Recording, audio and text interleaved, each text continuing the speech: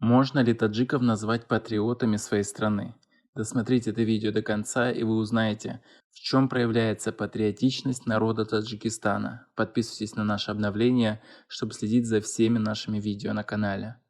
Традициям своей культуры, одной из древнейших в мире, таджики очень преданы до сих пор. Многие, отвечая на вопрос о патриотичности таджиков, сделают акцент на том, что большая часть населения выезжает на заработки, а часть уехавших остается в другой стране навсегда. Но в этом ли определяется патриотичность? Можно ли человека, который ходит с флагом на груди и кричит патриотические лозунги, назвать истинным патриотом? Наверное, нет.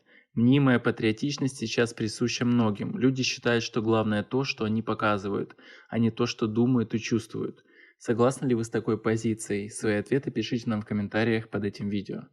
Да, несомненно, таджиков можно назвать патриотами. Это те люди, которые, несмотря на сложность своей судьбы, все равно чтят обычаи и истоки своей национальности. Речь идет не о заложниках традиций, которые против собственной воли навязывает старшее поколение, а то, что близко душе поистине. Разве найдется таджик, который готов сразу же отдать все свои ценности и принять чужие? Нет, такого никогда не будет. Менталитет заложен в нас каждой клеткой организма. Даже выезжая за границу, многие продолжают чтить традиции, жить по тому же устрою, но адаптируя его к новым условиям. А сколько есть историй того, как таджики хорошо устроились в другой стране, но все равно возвращаются домой, по собственной воле, не по принуждению. Как бы хорошо ни было в другой стране, а дом роднее, каким бы он ни был. И люди возвращаются и пытаются наладить жизнь в Таджикистане. Что это, если не истинный патриотизм? Именно он это и есть. Те, кто поистине любит свои корни, не будут кричать об этом, всю семью называть имамали или рисовать на лбу флаги.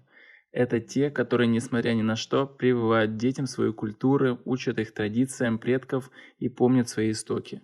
Пусть жизнь не такая легкая, как хотелось бы или мечталось, но это показывает истинный стержень каждого таджика, его огромную волю и душу, которой нельзя не гордиться.